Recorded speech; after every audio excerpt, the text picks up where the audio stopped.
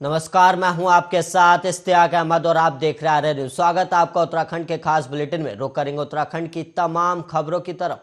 संपत्ति का ब्यौरा देने के नियम को तोड़ते हुए मुख्यमंत्री पुष्कर सिंह धामी सहित 44 विधायकों ने अपनी संपत्ति का ब्यौरा नहीं दिया और इसका खुलासा आरटीआई कार्यकर्ता एडवोकेट नदीम उद्दीन को सूचना का अधिकार अधिनियम के तहत जानकारी लेने पर हुआ है। और वही सूचना के मुताबिक उत्तराखंड के 71 विधायकों में से मुख्यमंत्री सहित 44 विधायकों ने अपना संपत्ति विवरण ही विधानसभा को नहीं दिया और वही विधानसभा के लोक सूचना अधिकारी की ओर से यह सूचना उपलब्ध कराई गई है। वही नियमानुसार मान्यों को विधानसभा में अपनी संपत्ति का ब्यौरा हर साल देना जरूरी होता है। और वही विधानसभा के लोक सूचना अधिकारी हेमचंद्र पंत ने सूचना उपलब्ध कराई है। इसके मुताबिक इस बार विधायक बनने के बाद संपत्ति विवरण न देने वाले विधायकों की सूची में 44 विधायकों के नाम शामिल है और इसमें 7 मंत्रियों और नेता प्रतिपक्ष का नाम भी शामिल है। और वहीं सूची में मुख्यमंत्री पुष्कर सिंह धामी और मंत्री सुबोध उनियाल, अरविंद पांडे, रेखा आर्य, वंशीधर भगत, यति शर्वानंद और बिशन सिंह चौफाल के नाम भी शामिल हैं। और इसके अतिरिक्त नेता प्रतिपक्ष प्रीतम सिंह का नाम भी इसी सूची में शामिल है।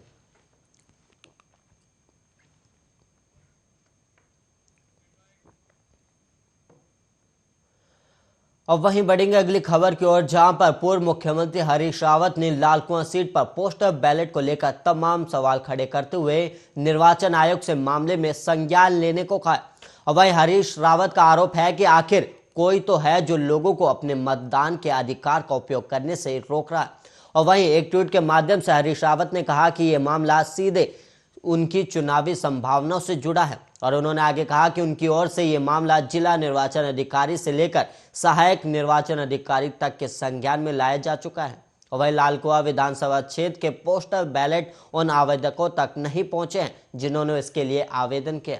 और वहीं हरीश रावत ने आगे कहा कि रुद्रपुर में 2 वाहिनियां हैं और इन वाहनियों में एक बड़ी संख्या में वोटर लाल कुआं क्षेत्र में रहते हैं जो पुलिस और पीएससी में सेवारत हैं और वहीं वो अपना मतपत्र ढूंढने के लिए भटक रहे हैं। और इस बात की जानकारी खुद उन्होंने और उनके सहयोगी ने अपने अपने स्तर से संबंधित लोगों तक पहुंचा दी, लेकिन 1 मार्च तक बड़ी संख्या में पीएससी और पुलिसकर्मियों के बैलेट पेपर उन तक नहीं पहुंचे थे। और ऐसे में जब मतगणना को कुछ ही दिन बाकी रह गए, ये बैलेट पेपर कब पहुंचेंगे और वो कब मतदान करेंगे।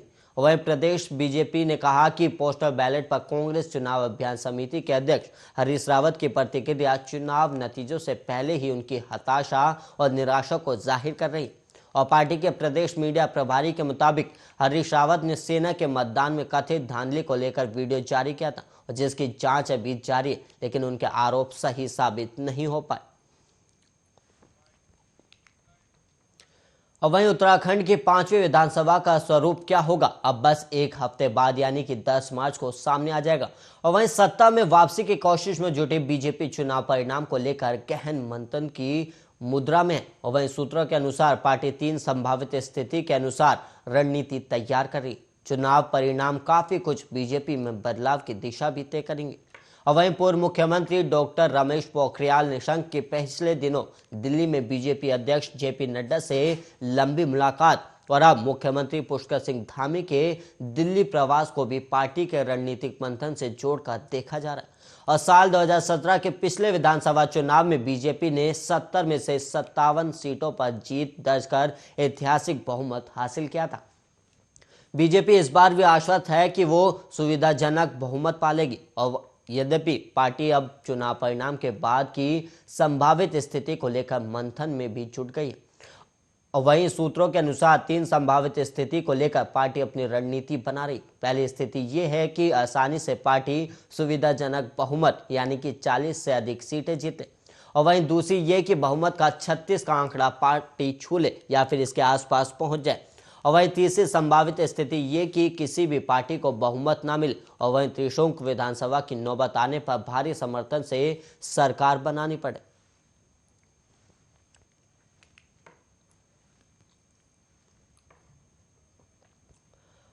और वहीं मतगणना से 2 दिन पहले यानी 8 मार्च से प्रदेश कांग्रेस कार्यालय राजीव भवन पार्टी के बड़े नेताओं से गुलजार नजर आएगा। और वहीं प्रदेश प्रभारी देवेंद्र यादव और तीनों सह प्रभारी देहरादून पहुंचकर मतगणना के दिन पार्टी की रणनीति को अंतिम रूप देंगे। और वहीं उत्तराखंड की 5वीं विधानसभा के गठन में अब ज्यादा वक्त नहीं रह गया और 10 मार्च को मतगणना होनी है। और वहीं चुनाव परिणाम सामने आने के बाद ये भी स्पष्ट हो जाएगा कि प्रदेश में किस दल की सरकार बनेगी। और कांग्रेस चुनाव परिणाम को लेकर उत्साहित है और पार्टी को उम्मीद है कि चुनाव परिणाम उसके पक्ष में आएंगे। और मतदान के बाद पार्टी की ओर से विभिन्न स्तर पर जुटाए गए फीडबैक के बाद पार्टी और उसके दिग्गज नेताओं का हौसला भी बढ़ा हुआ है। और वहीं मतदाताओं की खामोशी को पार्टी एंटी इनकम्बेंसी के तौर पर आंक रही और इसी वजह से बहुमत पाने का भरोसा जताया जा रहा है। और वहीं प्रदेश कांग्रेस अध्यक्ष गणेश गोदियाल ने दोहराया कि पार्टी भारी बहुमत से सरकार बनाने जा रही है और साथ ही उन्होंने ये भी कहा कि कांग्रेस की सरकार प्रदेश में सभी लोकतांत्रिक ताकतों को साथ लेकर चलेगी। और उधर पार्टी मतगणना से पहले पूरी सावधानी बरत रही है और मतदान के बाद से ही ईवीएम की सुरक्षा के लिए कार्यकर्ताओं को अलग अलग स्थानों पर स्ट्रांग रूम के समीप तैनात किया गया। और मतगणना से 2 दिन पहले प्रदेश प्रभारी के साथ ही तीनों से प्रभारी दीपिका पांडे सिंह, राजेश धर्मानी, कुलदीप सिंह इंदौरा के देहरादून पहुंचने की सूचना है।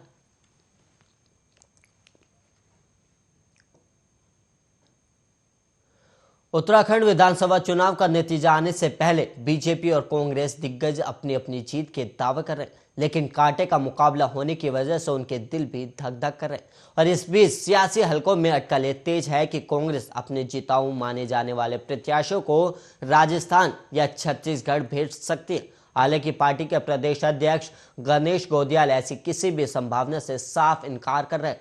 और वहीं गोदियाल का कहते हैं कि उन्हें कोई डर नहीं, लेकिन बीजेपी येन केन प्रखंड सत्ता प्राप्त करना चाहती है। और वहीं उत्तराखंड में कांग्रेस दूध की जली है, इसलिए छाछ भी फूंक फूंक कर पीना चाहती है।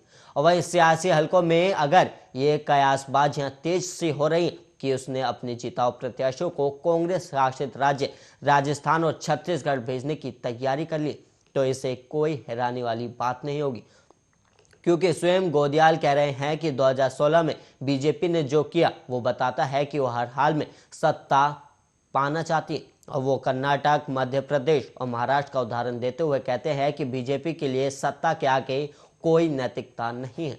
और वहीं कांग्रेसी हलकों में चर्चा गर्म है कि पार्टी आलाकमान चुनाव परिणाम से पहले उसके बाद की स्थितियों के आधार पर अपनी रणनीति बना रही। पंजाब, गोवा और उत्तराखंड में कांग्रेस सत्ता प्राप्ति के लिए पूरी ताकत लगा रही और जोड़ तोड़ और तोड़फोड़ की राजनीति से बचाव के लिए कांग्रेस ऐसा कवच तैयार करने की सोच रही है कि जिसे भेजना बीजेपी के लिए दुष्कर हो जाए। और इसमें प्रत्याशियों और जीत के बाद विधायकों को अज्ञात ठिकानों पर भेजने का विकल्प भी शामिल है।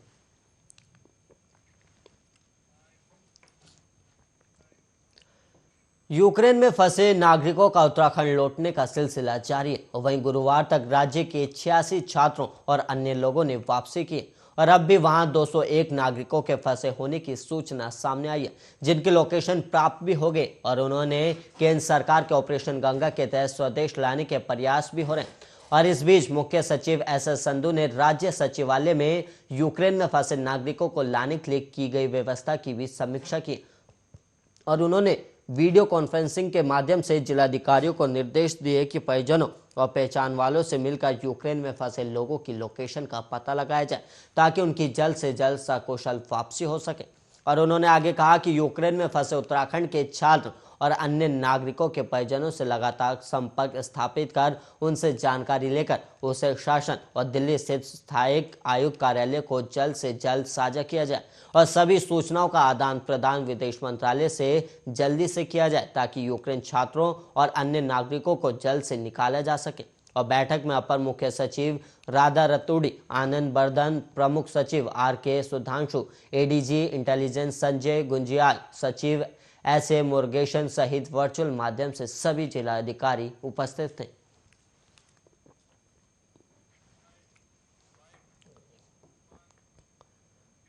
मल्लीताल क्षेत्र में स्थित गोपाला सदन में एक युवक का शव बरामद होने से सनसनी फैल गई। और युवक के सीने में गोली लगी है और शव के समीप से पुलिस ने तमंचा और एक खोखा भी बरामद किया और सूचना मिलने पर एसएसपी पंकज भट्ट समेत तमाम पुलिस अधिकारी मौके पर पहुंच गए। जानकारी के मुताबिक शुक्रवार की सुबह गोपाला सदन में विजिलेंस विभाग देहरादून में सेवारत अनिल पांडे के घर के बाहर लोगों ने युवक के शव को देखा और वहीं इसकी सूचना पुलिस को दी गई और सूचना मिलने पर कोतवाल प्रीतम सिंह पुलिस फोर्स के साथ मौके पर पहुंचे।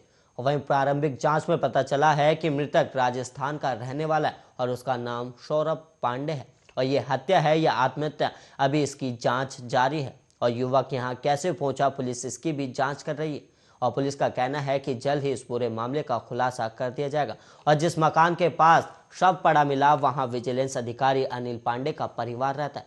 हालांकि आसपास के लोगों ने गोली चलने की आवाज सुनाई देने की बात से इनकार किया है।